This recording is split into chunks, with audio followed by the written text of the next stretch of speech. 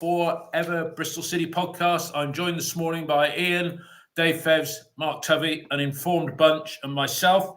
We're going to be going through last night's game, which finished up in the Midlands. Coventry City 2, Bristol City 2, a famous scoreline between those two sides if you go way back to 1977. But I say Coventry came into this game, I think it was 11 matches undefeated, certainly not since early December when they lost to Ipswich. So they're very much the form team of the division. You first, Dave, just sort of in 30 seconds, a brief thoughts from you at the final whistle. Yeah, two points lost, yes, or were we happy? I think going into the game, it's kind of, I hope we'd get a point. I thought we were capable of getting a point.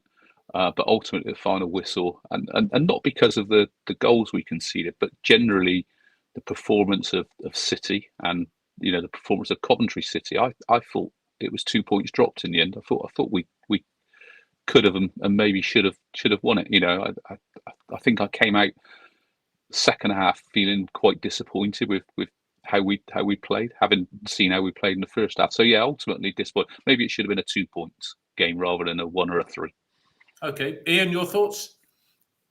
Pretty much identical to Dave. I thought we started the game really well. They just weren't in it for the first 25 minutes. They get the goal they get against the run of play. I think we should have done better closing the lad down, but we didn't, and the ball's gone through a defender's legs and into the corner, and we see that a lot.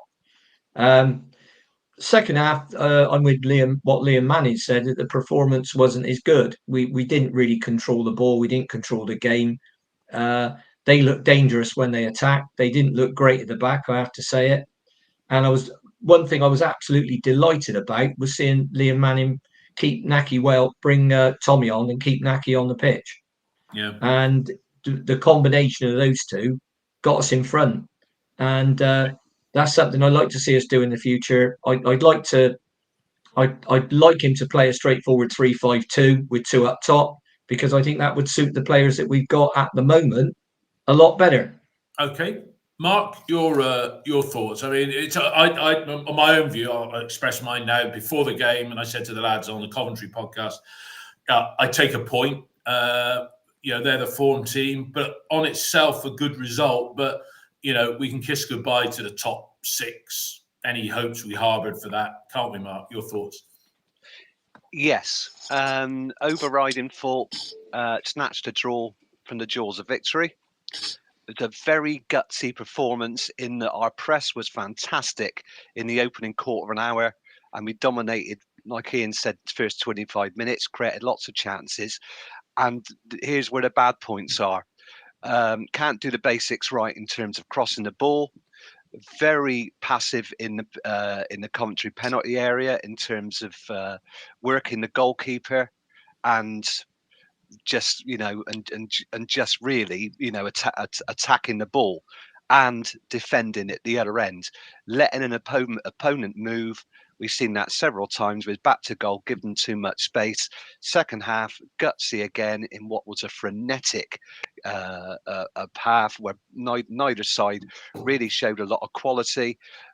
And again, all the emotions with a great goal, but let them off the hook. Overriding, we let a Coventry side off the hook who had, went into this game in fantastic form. They weren't as fluent as they've been in the last few games, and we should have taken 3 points. That's why we won't get in the top 6 this season. And every time it swims into view, it sinks again because of our mistakes.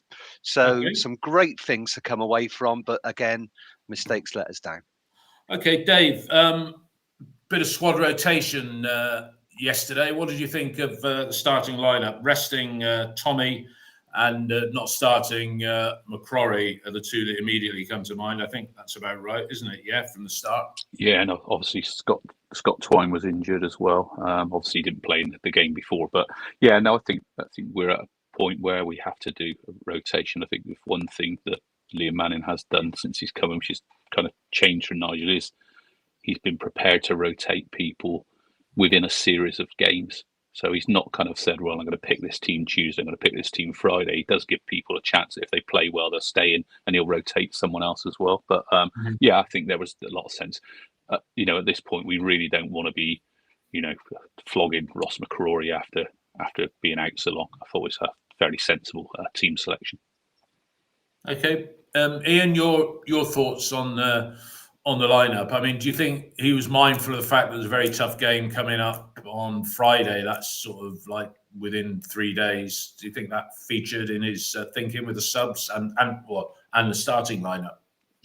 Yeah, we've got to manage the squad because we haven't got that many fit players. We've still got a couple that are about 2 weeks away from actually playing a first team game in Atkinson and Sykes. Naismith's not going to be for a while. Eamons, I think, is going to have to go down a slightly different route and play more under 21 games just to make sure that he is absolutely 100% over at this time. So yeah, I think it's wise, and it's good having players that I was thinking about. If we played a 3-5-2, you've got players that can alternate at right wing back and left wing back if you want to play Hayden Roberts. If we're going on doing what we're doing, rather than sticking Sam Bell or Anis Mehmeti on the left, I wouldn't mind seeing Roberts have a go in front of Campering because he's left-footed and he can cross the ball. And as Mark quite correctly said, our crossing last night was dreadful. We got in some fantastic positions, but hit the first defender. The set pieces were really, really poor. Now, I know that's why we signed Scott Twine, because he can do all that clever stuff. But we can't say, well, if Scott doesn't cross the ball, it doesn't get crossed properly. We've got to improve that. And you see players practicing it in training and all the rest of it, but we just see when it comes to the game, we just don't seem able to do it. No, I agree with that. Mark, I mean, we've done our side. If you look at their side, they got, there was a draw at Sheffield Wednesday. I think Mark Robbins made 6 changes, no placing the starting lineup for Jay De Silva, but they lined up with somebody well known to us, Casey Palmer, and then this Sakamoto and Sheaf, who had to go off early. Their new signing came on as one of 3 subs midway through, or early-ish in the second half. He's fashioned a good side there, really, Mark Robbins, hasn't he? And he's got what we don't seem to have. Would you agree with that statement by me? Yeah, to an extent. I mean, they were a little bit passive, but what they have got, I mean, they look more comfortable at playing possession football than we do. Where they create overloads, they move from side to side, supporting the player on the ball. Now, in Sakamoto, I thought he was their best player last night. Great pace down the right flank. Gave Campering a lot of trouble. Was always wanted the ball. Outshone Callum O'Hare, who's seen as their best player and one that could go today if somebody made a last minute. He was very quiet yesterday, Mark, wasn't he? Didn't you think, O'Hare? Yeah, but to players, that happens to players, doesn't it? Form dips slightly, especially when you're playing a lot of games. We see that from our players. But in Sakamoto, a small player but with great pace. He could carry the ball from his own half and really make things happen. But they were a bit passive, just like us. But they looked more comfortable playing possession football, and you could see that's the side that we want to be. But we created the better chances. But Coventry looked better at playing at possession football. More passes in our area. But I think they had an off night, really. I think Robbins would say that they just didn't play to the high standard that they have in the last few games. And some of that was testament to what we did, because we made it hard for them. Yeah. So we got to take some credit from that. That's what we're doing in these games now. We are making it harder for teams. But what we've got to do, and is so frustrating, is when we get those chances, we've got to take them, because we know the longer we let teams off the hook, look at Preston as a game. It's completely different halves. When you don't take your chances, the other team make adjustments and we suffer. Yeah, I got to laugh here. One of the text comments, Bobby Lost and Found has corrected it, but Bobby said when we get the ball into the pentacle area, I don't know what's going on there. I think he's it could be the occult. I mean, I don't like to say, Bobby. Only you can tell us that. Let's get into the action then. As we've all said, first 20 minutes, it was a typical Bristol City performance of what we've seen. Some decent football, knocking the ball around, probing, as Ian said, poor crosses. We test the goalkeeper at length. I think it was Taylor Garner Hickman with a shot. But let's look at the goal. First goal, Dave. And Knight. Two long-range shots. Dave, the goal, talk us through it. I thought it was sloppy on a number of levels, but let's have your view. Yeah, I think, stems from probably Coventry's first spell of, play in the game, really. I think for 20 minutes, we were pretty much, in control. We didn't fashion too many, really good chances. We had some long shots, as you said, and I think, we were well on top of the game. And then they made a little bit of a tweak in midfield. So Latabodier, the guy who came on for Sheaf, started to drop back into their back four, make it a back three, and all of a sudden they managed to get Bidwell and I'm going to call him Van Ewok because I'm not sure of his pronunciation. They started to get a bit higher, and that just forced us back. We just lost a little bit of momentum in that spell. And I think I can't remember who it was who broke in midfield, but then they knocked a ball out to Bidwell. He crossed it in.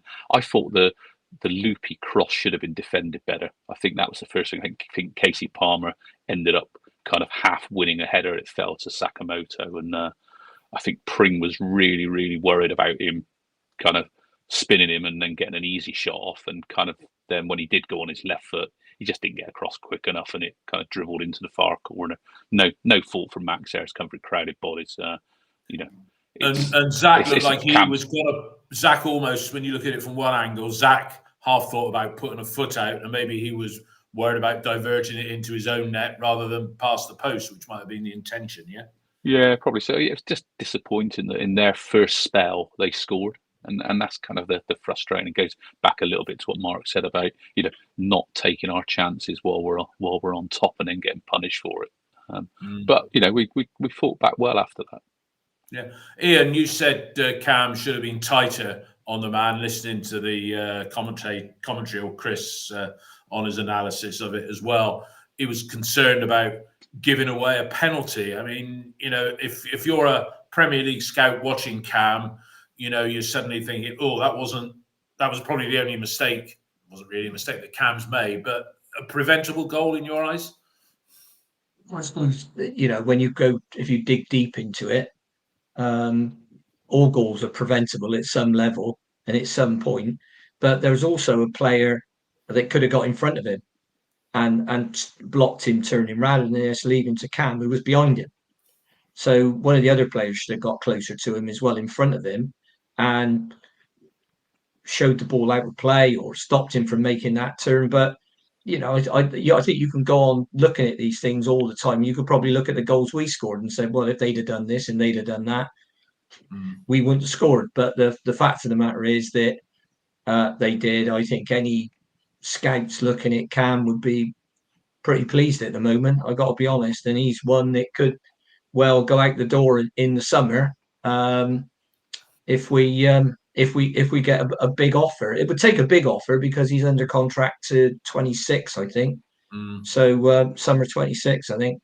Unlike Tommy, so no, I wouldn't heavily criticise Cam for that in the same way as I criticise Max for the second goal. But all goals are preventable at some level. Yeah, they're not flashes of brilliance. Mark, I guess you're going to endorse what the other Ian and Dave have said. And as somebody said, it's sort of a bit like Groundhog Day. A lot of our post-match reviews now, because we seem to be saying same thing, rinse and repeat in terms of how games are going. Yeah, he doesn't have to go through Sakamoto, but if he can just slow him down, because Sakamoto's looking over his shoulder and looking to work the ball onto his left foot, and Pring's aware of that. But it happened with Will Keane at the game at Ashton Gate, and also Kyle Walker-Peters, where he worked his way right across the area and got his body around it. That's the only thing he's going to do. He's not going to take it on his right foot because he'd have to go outside into a crowded area. He's never going to score from there. So he just needs to be a little bit tighter, just needs better concentration. Instead of thinking I can foul him, just slow him down, move across, make it harder for him to open his body up, and that's all he has to do on reflection. It's easy to say on reflection, I was never anywhere near being a great footballer, and that's in the moment. That's what marks out great defenders, I suppose, from players with fantastic promise like Cam, will make the odd mistake, but those odd mistakes get punished, and that's the way it is. Yeah, Lee Church has said on the text feed, which Ian's agreeing with him, any scout looking at Pring would have had half an eye on George Tanner, who's been excellent in his new position. Dave, your thoughts on that comment there, if we're looking at an individual player who seems to have silenced, I would say, the boo boys, but, George being seen as maybe the weak link. Is that fair that he's making a name for himself in a slightly different setup? I guess it depends on whether you were a boo boy for Tanner in the first place. I think he was always carrying out a good solid role in what, under both Nigel and Liam Manning in his early days, in a fairly lopsided way of playing. I think, people criticise him on the ball, but that's not his strength. It's something he needs to improve, don't get me wrong. But he's settled in there pretty nicely because he can defend well. So, yeah. After, as I say, we went down, we came back into it, and I'll stick with you, Dave, first, and obviously each of you. Pring was close at the near post as we sought to get back on level terms, which we did in injury time. Dave, Rob Dickey must like playing against Coventry because he got the winner back in October at Ashton Gate. That was the sort of goal that we want to see more of, really, wasn't it? And it was a decent ball into the box from Taylor. Yeah, it was pretty identical to the goal that he scored at home, which also came from Taylor Gardner-Hickman whipping a ball in like that, and he's just got a glance, just got to get his head on it, and he can maybe a little bit of direction, and he's in the back of the net. And yeah, it was frustrating that we kind of let ourselves down a little bit from corners last night, but at least on that one we recycled it and got the ball back in whilst we still had the big men up. So I know people say, "Oh, we'd never miss out the first man," but that corner you're taking from the right hand side with the right footer swinging it in, that's the danger, is that you're not going to miss him out because you're trying to hit such a precise area. You're trying to hit it with so much pace. And I think we go back to the Forest game. I think Jason Knight had a header just before half time, didn't he, as well? Yes, so we got to realise the percentages were at stake on corners, and actually they're low percentage chances, and we probably do all right overall. If you go and look at us against all the sides in the Championship, we're probably in the top kind of 8, top 10 of teams on set pieces. Every now and again we're going to have games like yesterday where we don't hit very good ones in, but ultimately we did score from the recycled possession. So that was a bonus. And I thought going into half time we were in the top 10 in ascendancy. Our dead balls, I think, in the main aren't good, and maybe that'll change with Scott Twine. Picking up on that point, Ian, and your view on the goal, but what, as a number of people said on OTIB last night during the game, or it might have been the Twitter feed, Nackie Wells taking corners. What was all that about? Nackie is actually one of our better crossers of the ball, in my opinion. There's a few times when he's crossed the ball, even with his left foot, and Tommy scored. I think he got one against Cardiff like that last year. So Nackie's a good footballer. And remember, he used to take the corners for Arsenal, Thierry Henry. So it's not that unusual for strikers to take. I've even seen Harry Kane take them. So providing you can strike a good dead ball. But if we're getting balls in, and I mean, Coventry were at it as well to a point where you're getting balls in that are so easy to defend. They're about, 5 feet, 4 feet off the floor and flat. Then, that is one of the big differences. When you see a side that's got that bit of their game right, it does put sides under a lot of pressure. And if you've got the right piece, it's all right us saying, well, we're going to play total football and the ball's never going to go above knee height, which is lovely. But if the other side decide they're going to bang it and put 4 6'5" blokes in the penalty area that knock you out the way. I mean, I saw the highlight. Brighton beat Luton. Luton beat Brighton 4-0 last night.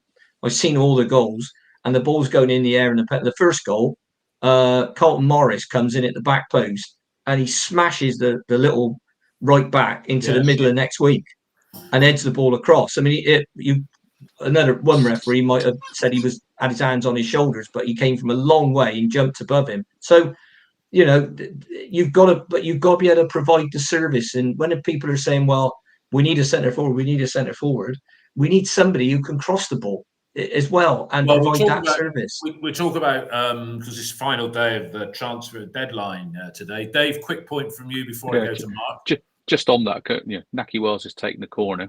Who's the guy who puts the cross in afterwards? Taylor Gardner-Hickman, because he's not in the left-hand corner, trying to retreat from taking a corner. So it's kind of swings and roundabouts on it, isn't it? I'm sure that wasn't the game plan to hit the near post, get it recycled and crossed and score from there. But we'll take it. So there's a bit of cause and effect in there. Mark, Rob Dickie, he scored the goal. If you look at the quartet of signings that we made in the summer, I personally, and I want to talk about Jason Knight as a separate piece when we've covered the game, but Dickie at 700k, you'd say he's so far been the signing of the quartet. Well, that's my view. He's consistent. When Rob Atkinson gets fit, there's going to be competition for places back there. But do you agree with my view that Rob, the best of the quartet, signed in the summer? Yeah, apart from some very minor glitches, like the game against Preston, the guy's strength is phenomenal. He can dig us out. He's got great feet. I've seen him a few track backs, and in his own, deep in his own half before. Not afraid to take players on, and I think we should make more of that because he's so strong, bringing the ball up the pitch. We really need to make a little more on that. I'd love to see him take a shot or two, but I think he's really helped Viner. They got a great partnership there, and alongside him, I think George Tanner's also been outstanding. So as a unit, I think the back four has been back three as it is now, has been pretty sound. But yeah, I mean, snippet. If it was 700,000, Dickie has been he's been excellent. But the guy is so strong and commanding. Great anticipation, great and management. Yeah. Great signing.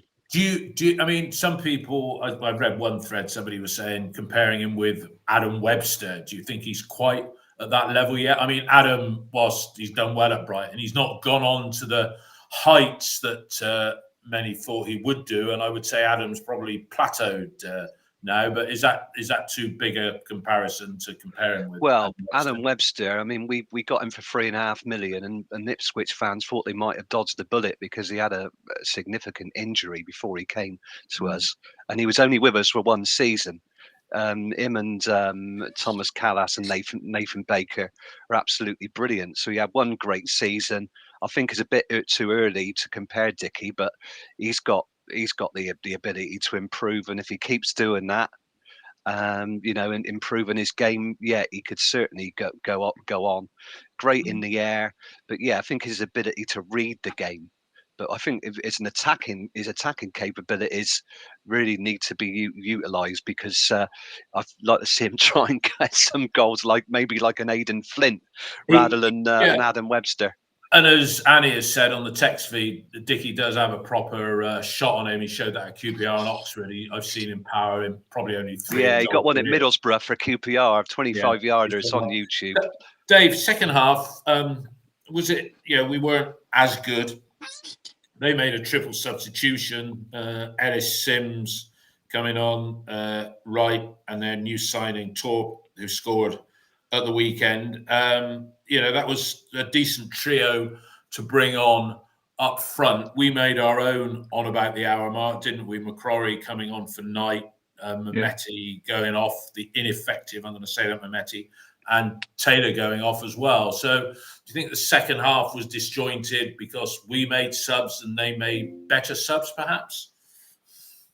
No, I think kind of going into half-time, having got back level, I thought we should have come out and we should have taken control of the game, and we didn't. So I think Chris Honor said on commentary, the first 3 minutes he said, nothing's happened here. This is like really scrappy. and it was, and I think that lasted for at least 13 minutes and probably longer after the subs were made as well. It was we failed to take our opportunity really at the start of that second half, because I think having equalised, Coventry were there for the taking, and I felt really disappointed that we didn't come out, and it wasn't that we conceded like we have done in games like Borough and things like that, where we've come out and we've not played. Neither side played, and it just became a very fragmented, slightly kind of end-to-end game with no control in it, and I think that really hurt us. And I think it hurt us in terms of legs as well, because I think come the end of the game as well, I think we look really leggy out, or certain players look really leggy, and that's because we constantly just gave stupid passes away. And I think I'm not just picking out Joe Williams for one pass, but there was one pass where he just hit it straight to the player when we were on a bit of a counter, and you've got someone like Cam Pring who's ran 50 yards at the left to give an option, and all of a sudden he's got to leg it back to go and pick up Sakamoto, who's 30 yards ahead of him in the other direction. And that kind of was endemic of how we played, probably up until about the 70-minute mark. And Coventry were in the ascendancy, and at that point I'm thinking they're probably going to go on and win it here. So I was disappointed. I don't think it was subs that did it. I think it was just generally a poor opening 25 minutes of the second half. Ian, Dave just used a term that I'd written down because I picked up on it last night, and he used the term leggy. Now, the term was used, I think, by the commentators last night for both sides, because it was a bit ragged in the closing stages. But we pride ourselves on our fitness, and I'm worried when I hear leggy, not least because we're going into a game against a side that probably will be in the Premier League next season, Leeds, who haven't played in midweek. I know we rotated the side a bit, but leggy on a decent pitch, it's not like one of the quagmires you used to see this time of year in the 70s. That worries me when I hear that term. Well, without wishing to sound like Curtis Fleming, you have to be careful with players. And Leo Manning was talking last night about the players will all be in today and to do their recovery properly.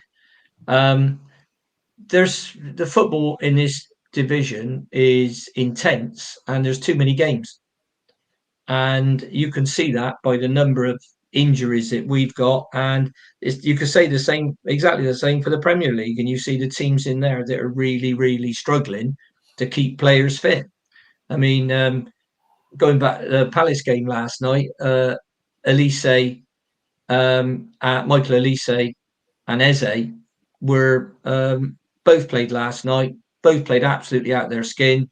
At the end of the game, both were sat down injured, or something had happened and they had to go off, and they hope they'll be all right. But Newcastle have got a huge number of players injured. So that's the one thing that I'd say, if I had a wish and I could wish for anything, it would be a fully fit squad, because I think with a fully fit squad would give anybody a game in this division, particularly at Ashton Gate. So the game's sold out Friday night. It's under lights. It's live on Sky. So I think that hopefully that will give our players that little 10% lift. And if Liam Manning just makes a couple of changes, perhaps two or three changes, just to freshen it up, and they're the right changes. And I'd love to see him have a go with two strikers. But let's hope he gets it absolutely spot on, because if we come out of this week having drawn at Coventry and we can beat Leeds, blimey, I think everybody would take a nap before the two games kicked off. Goodness me, yeah, definitely, 100%. Before I come to Mark, I just want to say, those of you that are regulars know that we're now part of the Talk Sport Fan Network. We're on a different podcast platform, which is Acast, and on Acast, you'll note, if you've been listening, that we now have a little ad at the beginning. I'm going to place one in the middle, and you won't hear the one at the end because it comes after our outgoing Red Red Robin theme music. So we're now part of the TalkSport Fan Network.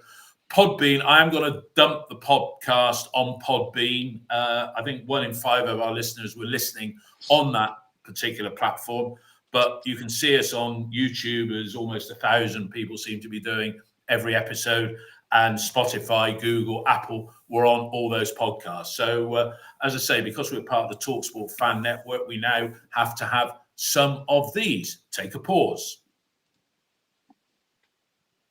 Okay, let's get back into wrapping up the game. And I'll come to you first, Mark, because, it was absolutely brilliant that Nackie scored. It was a cracking goal, wasn't it? Something that, we've been missing. Well, he's been missing that sort of strike and having that opportunity. What did you think? Yeah, it was a cracking finish from Nackie. And there was some really good pressing going on high up the pitch. And after a bit of head tennis, Tommy's about 25 yards away from goal, goes up with a defender and heads the ball back towards the area. And I think it may have been Bobby Thomas or one of their other central defenders, hits his heel. But like any great striker, Nackie is in there, has to control the ball, and the finish to the goal to the right is absolutely top drawer. A great finish, a real sniffer's goal. Takes his chance. Boy, that's what we wanted. But it was a result of good pressing.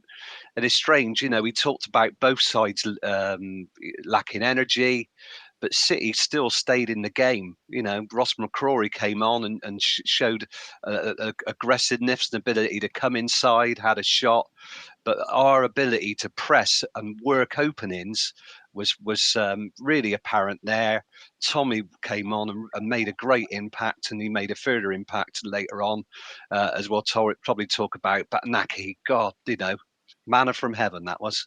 Yeah, good to see him. Dave, good goal from Nackie. That'll do his confidence good, won't it? Because he's found it a little bit of a lean time by his standards in front of goal.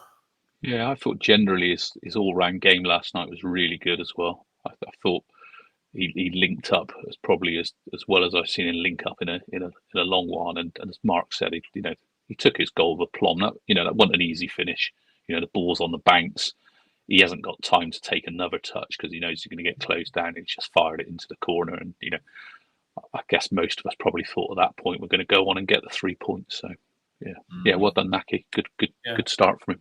Ian, the goal, and I'll come to you first on the equaliser, which came less than 4 minutes after. But good strike by Nackie, and against the Coventry side that were looking leggy as well. You're thinking this is 3 points coming our way, and keeping those playoff chances flickering if that had stayed like that. But the goal, and then take us through their equaliser as well. Well, the ball was played across the front of our penalty area. If you wanted to be mega picky, you'd say we should have done more to block the shot. The shots come in. Max, it seems to me to have dived past the ball. Now, the ball you saw earlier when Taylor Gardner-Hickman put a shot in the first half, and the keeper, it was pretty much straight at him, but he still decided he was going to parry it and punch it away, because the ball was wiggling about in the air. I think the same thing might have happened with that. Then it took a bounce as well. And it rather than Max saving it seemed to hit him. And where you wanted the ball to go was anywhere but where it went, because it dropped down nicely. It wasn't even like it was bouncing or bobbling or anything like that. It just rolled out perfectly. And fair play to Sims. He'd turned quicker and followed the ball in, and he stuck the ball in the net. And I suppose that's an advantage when you can bring on two strikers that between the two of them have cost you about 12 or 13 million. Yeah. There wasn't there. If you looked at those two and said, well, okay, then would you swap them for Wells and Conway? I'm not sure I would. So perhaps it's the type of striker or whatever. But no, I mean, that was just one of those things where, I mean, Max has dragged us out of it as much as, far more than any ricks he's made. So he's made a rick, move on.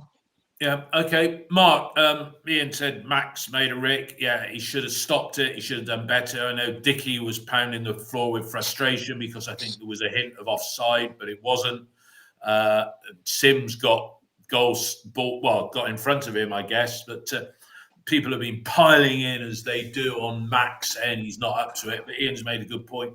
He's kept us in it so many times, but he should have done better. Yes. Oh God, yeah, he should have done better. But collectively, if you look from the throw-in that Sakamoto takes, it's all so passive. Don't close players down. Sorry to interrupt, Mark. That's a very good point, because we weren't closing them down. No, Sakamoto takes a quick throw, and then it's worked across, I think, by Hadji Wright to Kitchen, comes onto the ball. But there's no real power. It's like a grass cutter. But I've just thought it was similar. His body position, the way he goes down, it was similar to the way he dived to Nathan Broadhead's shot for Ipswich. Although it was a lot cleaner and had a bit more power on it. But he doesn't. He neither goes full length, or really, he's looking to bring the ball into his body. But I think I wonder if it hits his knees. But I think if it hits his knees, it probably goes out the other way. I think it just hits the crook of his arm and goes out sideways. But Sims, he's onside. He's just onside from when the shot's taken by Kitching at the edge of the area. But from the throw-in, they work that ball across the area. I mean, if you look at the Preston second goal the other week, when we had a chance to close down before the ball's into the area, it's just too soft.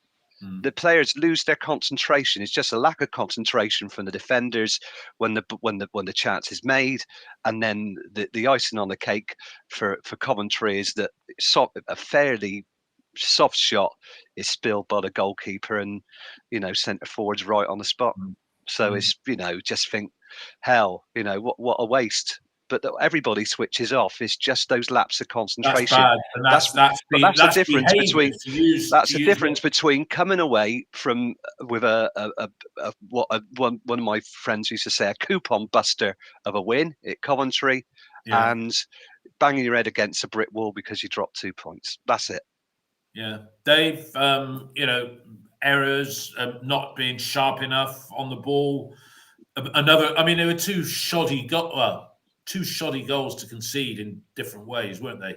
Rather than a strike of individual brilliance. We've seen a few good goals scored against us this season. I'd be the first to clap them when they go in. Well, not visibly clap, but in my head thinking that's a good strike. But we gave it back to them, didn't we? Yeah, that's football, though, isn't it?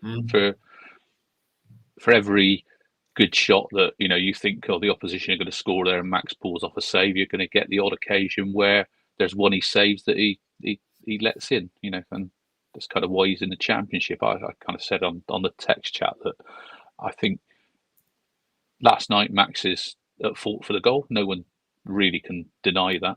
But overall, he's a solid Championship keeper, and I think there are other bits about his game that people just ignore. And just because he's a slight lad, he commands the box so much better than Dan Bentley does.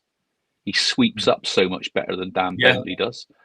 How many times the balls get knocked through, and Max's starting position is an absolute must in the way that we play, because he sweeps up. And I think there were a couple of balls played through last night where he either came out and cleared the ball, or he puts the striker off going for it because the striker knows he's not going to get there, because Max takes a good position up probably on the edge of his 18-yard box, whereas Dan Bentley would be still on his 6-yard box, probably drinking from his bottle of water. So, I think the other thing is our defenders have confidence in him, and that's something you've got to have. It's faith in your keeper, and I think people, the players in front of him do have faith in him. I think he's a solid keeper. Can we upgrade on him? Absolutely. How much will it cost to upgrade on him? That's the big question. Well, if you had to put a number on an upgrade, Dave, these days in the market, and I want to talk about market forces as well with transfers and what have you. If you had to put a number to get a better one, you're in that 2.5 to 4 million bracket again, aren't you? Yeah. Yeah, absolutely spot on. If you want to go out and get a proper keeper, you're probably looking at someone like, somebody who's been on my list for a while, someone like Daniel Iverson, who's at Leicester, who I think he might have just gone out on loan somewhere else, maybe to Stoke or someone like that. But you're probably talking, say, 4 million if you want to try and sign someone like that. Or the other person you're probably looking at is maybe someone like Rotherham's Victor Johansson, who you might pick up because they're probably going to get relegated this season. You might you might pick him up for somewhere around £1 million mark. So those are your kind of choices. We go Hansen, you're probably not getting as big an upside on Max as you would do from someone like Daniel Iverson. But I'm sure there's plenty of other keeper names out there. And even those goalkeepers, the best goalkeepers can make mistakes. So Glenn on here has said, Coventry supporter, it was a nothing game up until Nackie scored, and then it looked like we were going to win it. And they were thankful that they got a point against us after a lacklustre display by them. Ian, the game wasn't over even after the Sims equaliser, because we could have snatched 3 points with the inimitable Harry Cornick coming on, and talk about that one. Because on another day, it's fine margins that goes in, doesn't it? Cornick came on, and as usual, he was all effort, made a right nuisance of himself. He's taken a shot. I think it got 2 deflections before it got to their goalkeeper, who's got a big left paw on it. That, didn't he? He just went. Yeah, he's got a big left paw on it, and somehow he's kept it out the net. I mean, if it had been a bit lower, I think it might have beaten him, but it was what it was. So if that had gone in, I wouldn't have felt that it was daylight robbery, to be perfectly honest. But then again, it could have gone. The game could have gone either way, because there was an occasion when Max got off his line in the second half, put a header in, and the lads got it, lobbed it back over his head, but he got the lob wrong. So that's the way things go. I mean, if you look at goalkeepers over the years, take David James. He was called Calamity James. How many times did he play for England? And he played for top clubs as well. 50 clubs in a career at the highest level, and he was still look at what he did when he played for us. He'd made some ricks there, didn't he? And that was the season after he played in the bloody World Cup. Yeah. So, all goalkeepers make ricks. And that's what gets them remembered, because you can make a rick up front or in midfield, and I don't know, you just miss the ball or fall over or something like that. Goalie does it, and everybody's going to remember it. So, I think it'll be. I think we will get a goalkeeper. I think that's a target in the summer, along with the centre forward. But I don't think we'll bring one in this window. And if he gets injured, Stefan Bajic has got to come in. Or I think, Dave, correct me if I'm wrong, you can still get an emergency loan as a goalie, can't you? You can, but we'd have to have both Max and Stefan Bajic, because Bajic, although the rules are you've got to play so many professional games. Unfortunately, he's played them. Just happens to be in France, so we wouldn't be able to get one unless both were injured. No. And just picking up on Dave's reply to somebody on the text feed, and then I'll come to Mark. The competition for goalkeepers sometimes can create lacking of confidence in one. And I look at the situation at Arsenal, where you've got Ramsdale and the ex-Brentford goalkeeper, and who's the best one? And, the keeper's frightened of making a mistake. I mean, I think the type of backup goalkeeper we need is a Nicky Mempar type, who is sort of in the twilight of his career, if there is such a thing for a goalkeeper. But there we go. Okay, Mark, I'll come to you first on this one. It was a topic I was going to raise, and 2 people have raised it, one on OTIB and one on here. And my thick on the text feed on YouTube has said, we need a ball carrier in midfield. Okay. Now, an FNQ on OTIB, he said what I was going to say an hour before we started recording this. This will no doubt go against the grain, but in my opinion, he ain't up to it. And he is Jason Knight. Now, that's a bit harsh saying he ain't up to it. In such a critical position, we need better. Jason has a great engine, never stops running or trying, but he's lacking the quality that we desperately need in such a critical midfield position. If we are to move on, then so does JK. Well, that's a bit strong. He's the weak link when compared... No, and I disagree with this as well. He's the weak link when compared to Matty James, Taylor Gardner-Hickman, Sykesy, or Joe Williams, and even Scott Twine. Now, there's a group of players there that aren't direct comparators with him, but he said there, I say it's only been on an hour, that post, and it's got a whole welter of responses that I haven't read yet. But Mark, I was saying yesterday after the game to somebody, or it might have been after the game against Forest. I mean, Jason Knight, we're saying great engine, lot of running around. But we're talking here about part of the problem with the club. Sorry, the club. Part of the problem with the team is that the strikers aren't getting the service. So if it's down to the strikers not getting the service, you point to the middle of the field. And if we're saying the back 5 or 3, whatever you want to call it, sort of picks itself. And for me, that back 5 is Sykes, Tanner on current form, Viner, Dickey, Pring, right? Everybody wants 2 up front. You've then got 3 in the middle. Yeah. Is Jason Knight, is he doing it for you? Are we taken in by the energy and the running? Because, you know, the creativity isn't there. Is he playing out of his best position? Your thoughts? Well, I think on the evidence of the last few games, number 10's probably not his best position. And I think earlier in the season he was playing in the advanced part of a 3 or 2 in central midfield. He's always getting chances in games. He gets a lot of shots on target, but he doesn't work the keeper most of them. He gets on the end of headers from corners and free kicks. He'll inevitably get a chance during the game with a shot and always be on the verge of scoring. I just think he's not best suited to a number 10 role. He's not like a Scott Twine. And, you know, we can link the play through him. I think he can arrive late on the ball, playing in a flat central midfield role. We haven't seen him play in a wide role, midfield role, like he did for Derby. So he could operate there. Although now we've got obviously we've got Ross McCrory, and Mark Sykes will probably fill those roles in a 3-4-2-1 or in a 3-4-3. So I don't think he's in his best position at the moment. He's got plenty of promise. I think he knows he can do better. He's not wasted. He's not somebody I'll move on, because he can improve. His defensive capabilities in the early games, when I remember up at Blackburn and at Hull, racing back to make tackles, covering his right back, were exemplary. I just think he's being played in the wrong position at the moment, but he's got great potential. No, I mean, for good, you know, that's just going far too far. He just needs to be better. His finishing needs to be sharper, but he can do that. Great energy, and yeah, I'll give him every encouragement. All right, Dave, you picked me up saying that he was behind most of what we did in the opening 25.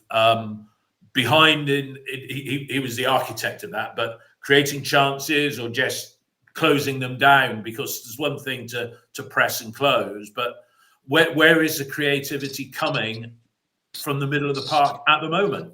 No, I'm referring to the ability to receive balls between the lines.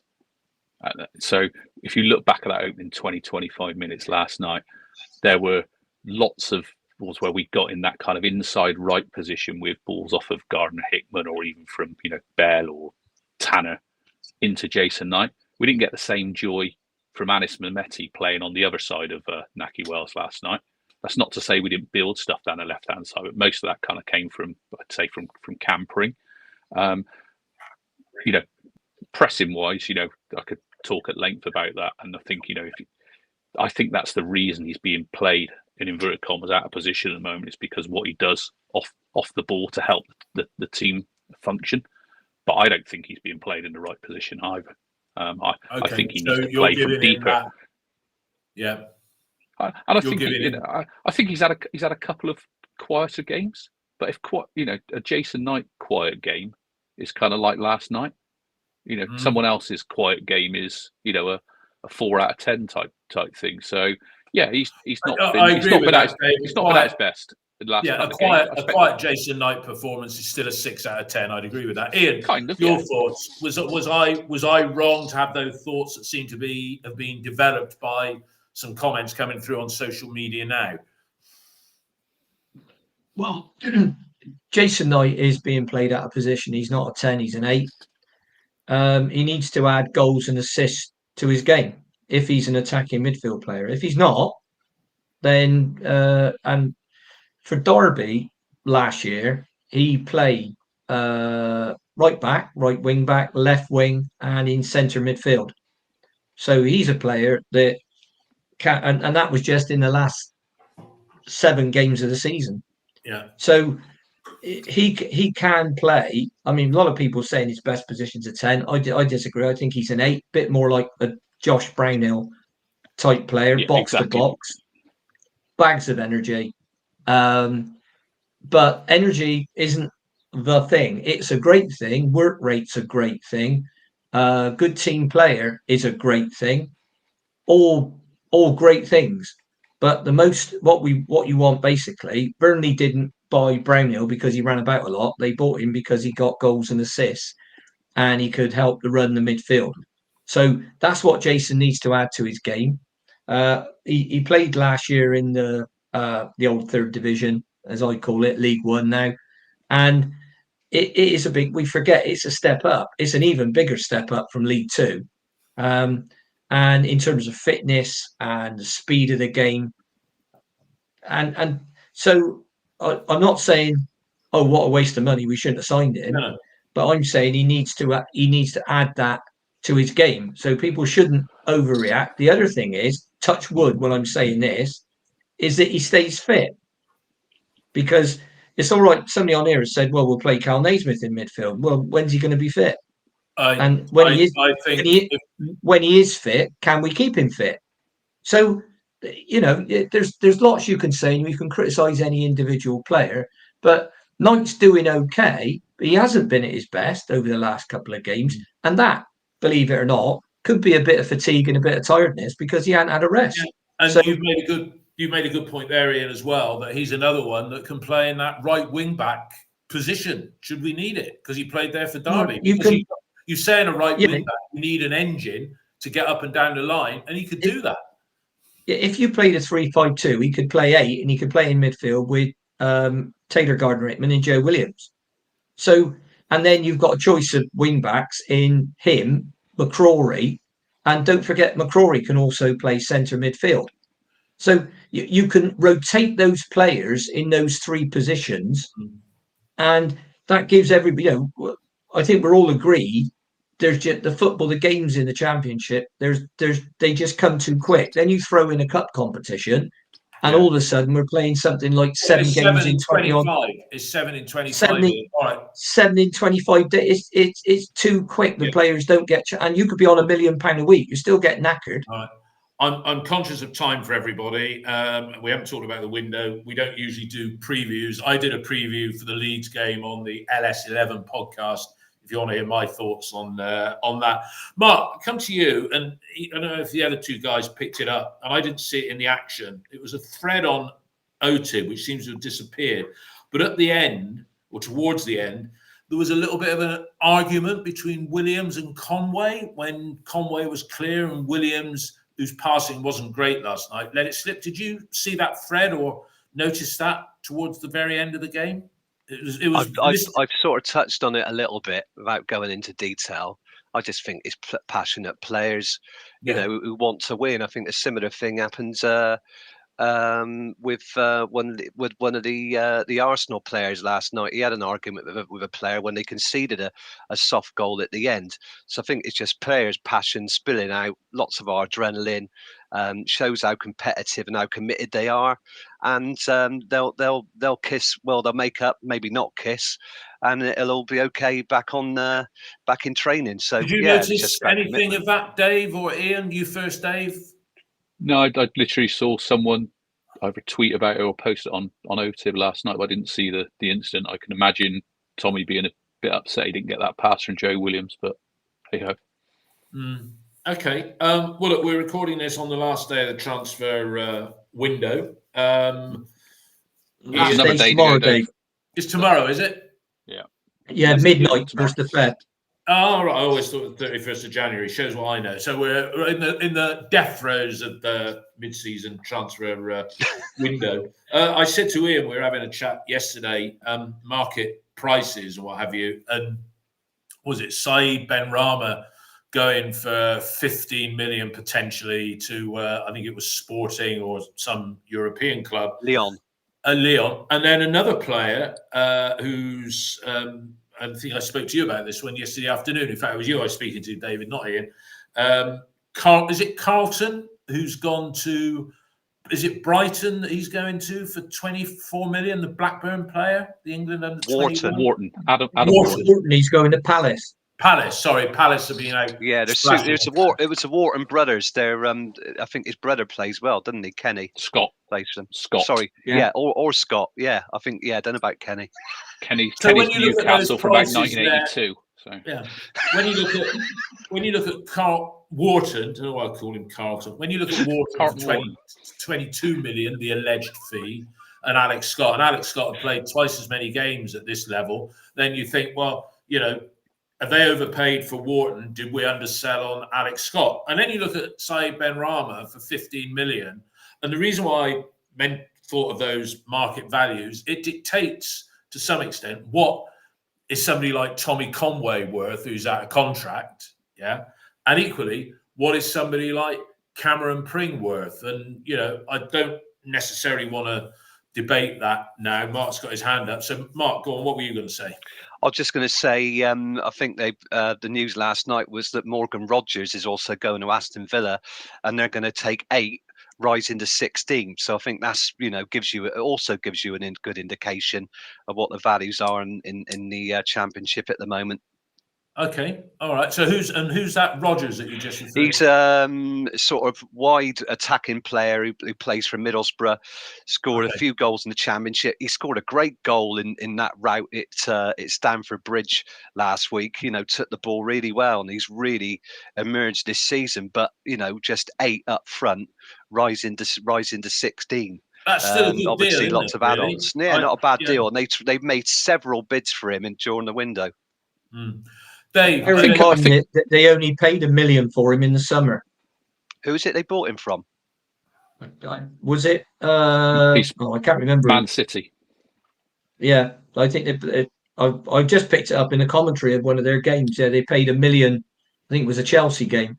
They paid $1 million for him last summer. So I mean, to turn a $7 million profit in a few months, and with the potential to get a further 8, don't sound like a bad deal to me. No, I mean that's akin to what the player wanted to go, and apparently I think he was Midlands based. So it's one of them, isn't it? You can't keep the bloke against his will. He's not a bloody slave. That's almost as good as when we bought Webster for 3 million and sold him 12 months later for 20 plus. So it happens. Dave, you're I don't see anybody leaving us in the next 36 hours, 48 hours. Do you?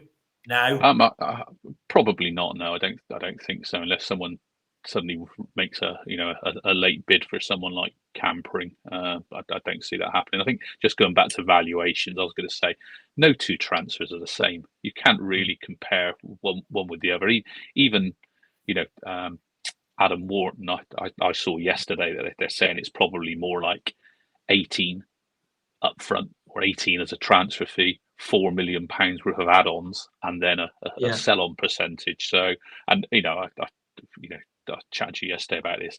Adam Wharton for me is the closest player to Alex Scott in terms of the way he plays that I've seen in the Championship for since Alex Scott's started playing for us. He's very similar. I don't think he's as good as Alex Scott. I think Alex Scott's got that greater upside than Adam Wharton, but he's still a good player. And someone mentioned on here earlier on about that ability to carry the ball through midfield. That's what Adam Wharton can do, and that's what Alex Scott could do for us, and that's what we massively miss this season, is someone to be able to kind of drive forward and create those chances. Ian. All right, coming to you next, Ian. I mean, you think we've got a transfer lined up, and we don't need to talk about the detail on that, but what was the point you were going to make there? In terms of carrying the ball, a player we have got that can do that is Ross McCrory. So he can pick the ball up in midfield and drive forward. He showed it from right wing back, where he tends to come inside and drive through the middle. So that's coaching again. That's and telling the player, yeah, it's okay, you can do that, because if you do that under one manager and he'll clap all day, you do that under another manager and he'll hook you for doing it, because you're not staying in your lane. So Yeah, and just to pick up one off the text feed here, Bristol City Media, didn't Celtic want Conway? Yeah, they want him, but they haven't got the kind of money that we want for him. No. So, and there was a lot of interest up there because a lot of them, because he plays for Scotland under 21s, they think he's Scottish. And Taunton won in Scotland the last time I went there. So they wouldn't pay the kind of money that City want for him. And bear in mind, he's not out of contract this summer. It's summer 25. But I still think that it's very likely that he'll be sold this summer. Particularly if he won't sign any contract that's been presented to him, as Brian Tinian alluded to at Senior Reds a couple of weeks ago. Okay, so the juggernaut of championship action rolls on to Friday. We don't know if Scott Twine's going to be fit. I think not. We may have a new player, maybe. For me, I think Mehmet has been given enough chances now that I just don't want to see him in a starting lineup, because I think most, not all, I think most City fans would agree with that view. And Sam Bell playing at right wing back. When does McCrory start there? Maybe. Does Sykes start there when he's fit? I think so, but there we go. But coming on to Leeds, and I'll stick with you. In fact, no, I'll go to you first, Mark, on the Leeds game. At the moment, we've got 3 points out of 15. Yeah, it'd be nice to get something against Leeds, but it's going to be bloody tough, and they haven't even played in midweek, have they?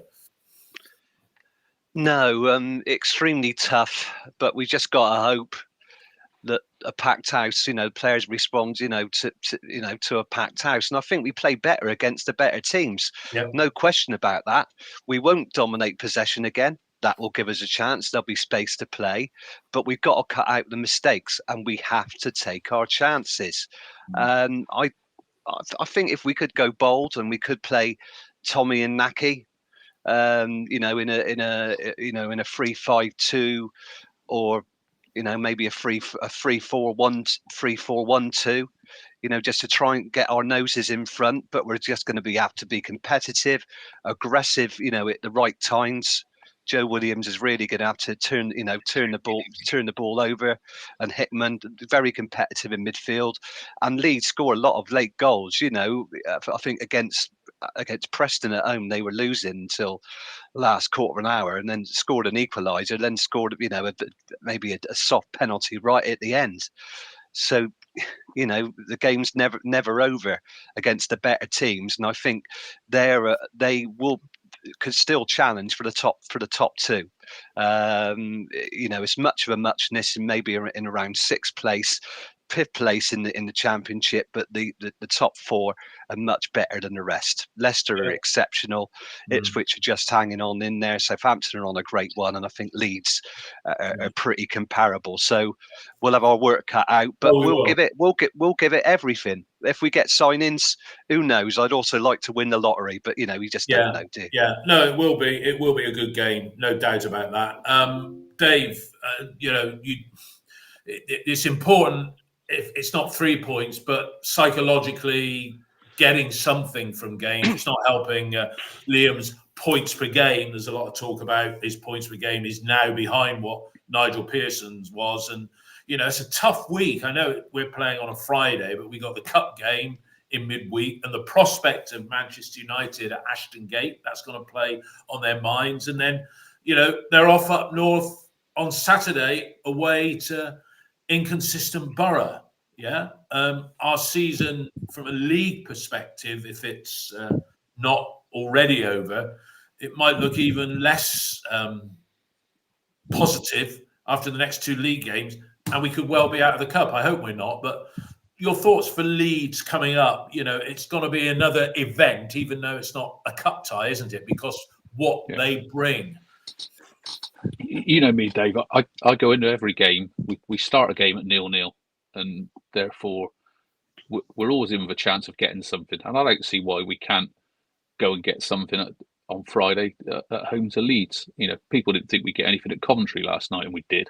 So it's all about us playing well on the day and hoping that our opponents don't play better. That's the championship. Even for a quality side like Leeds, if we give them a good game, we've got the opportunity to come out with a result. So that's kind of my approach to the game. And then it really boils down to what we do on the night.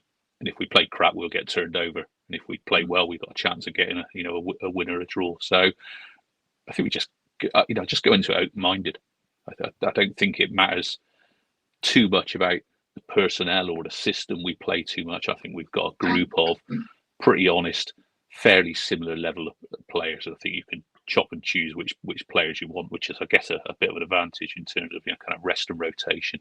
But ultimately, the side we put out there, people were screaming, last night, oh, he's picked so and so, he's picked another player, and yet we went out there and by and large, we performed last night. It wasn't great second half, but if you take the balance of the game across the whole of the 90, we played all right last night. Yeah. So as a one-off game, if our expectations weren't so high, a one-off game at Coventry against a team that haven't lost in 2 months, and away against, I'll call it a playoff rival, a 2-2 draw, ain't a bad result. Frustrating that we threw it away. I think the thing with Leeds, right, I'd settle right here and now for a repeat of the score early season in 2016-17. A Marlon Pack goal gave us a 1-0 win, but we've played Leeds 8 times since then.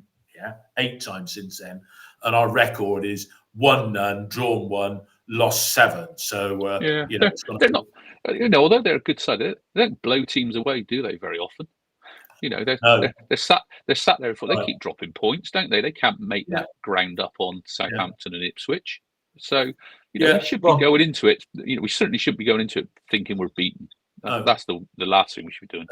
You ushered Ipswich there. I know they lost to Maidstone, but I think they've wobbled a little bit. And I know they signed Al Hamedi or whatever. But I think Ipswich, they're going to be in the playoffs, but I think they're going to miss out on the top 2. And I think that's a toss-up between Leeds and Southampton. Right. Final point from each of you. Open topic, just to wrap up. Ian, you put your hand up there, and then we'll wrap it up. Ian, what were you going to say? Well, just to say that we need to Preston beat Leeds at Preston, at Deepdale. The left winger had a fantastic game up there. He's like a much better upgraded version. I think Liam Miller of Anis. They beat him 2-1, and they deserve to beat him.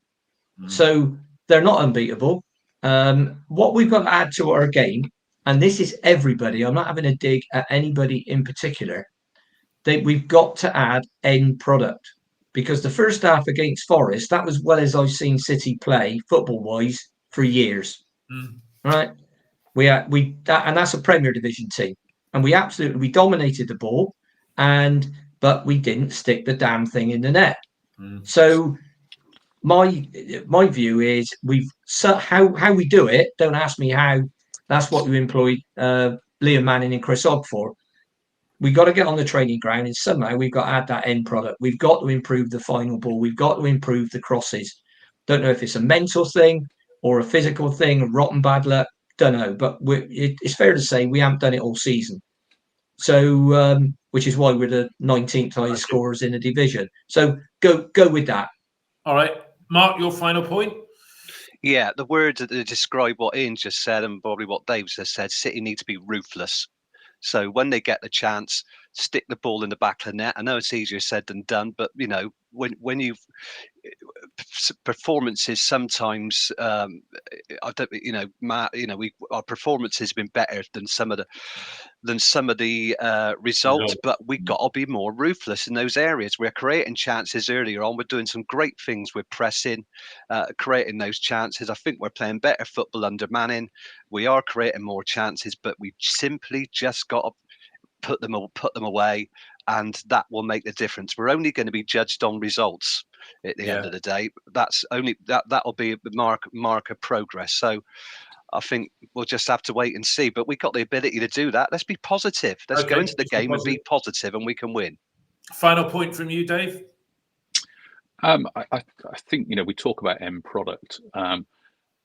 Ian's point about we played well at Forest. We did play well against Forest in that first half, but most of it was because we managed to get the ball probably 30 yards from goal in wide positions.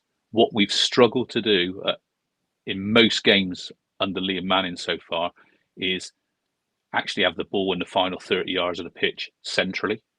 Last night, for that opening 25 minutes, was one of the few games that we actually managed to do it. So I'll take some encouragement out of that and say, if that's what we can start doing more often, then that stands chance. But then that boils back down to, if in games like Forest you're getting the ball 30 yards out of goal in wide positions and you're crossing, you're typically getting the ball that far. That's because you've probably overloaded in that area, and therefore you've got less players in the box. So it's really a double-edged sword, and that's what we need to somehow improve it. When we go wide, we've got to be able to come back inside, and we've got to be a threat from coming back inside, and not go back into the midfield and go backwards and go back out the other side. And that's if last night was a sign of that's us starting to kind of see our patterns come through, great. But that's my big worry at the moment, is we're a little bit one-dimensional, and that's what's making us difficult to be able to create the good chances. Yeah, well, Liam said, about the emotions and what have you. I think as a striker, you got to have the emotions sometimes to go for it. Yeah, and it's good that if Tommy was giving some earache to Joe Williams because he didn't give him the ball, that's what we want to see more of. Tomo said, and I agree with Tomo, he's not put the cup game in that sequence, but sadly, I fear defeat at Leeds and at home to Leeds and at Middlesbrough. But I feel a point against Southampton and a win against QPR. That's how I think it will go in the next 4 league games. Look, everybody, thanks a lot for listening. Those of you who've been listening live on a workday morning, we'll process that. It'll be up on the podcast platforms by lunchtime. And then we'll be recording our Leeds United home, the verdict episode at 9:00 on Saturday morning. Everybody who's listened today, thanks for listening. Ian, Dave and Mark, thanks as always for your contributions, and have a good rest of the week, everybody. All the best. Bye-bye. Thank you very much, everybody. Bye. Have a great week. Bye. Cheers all.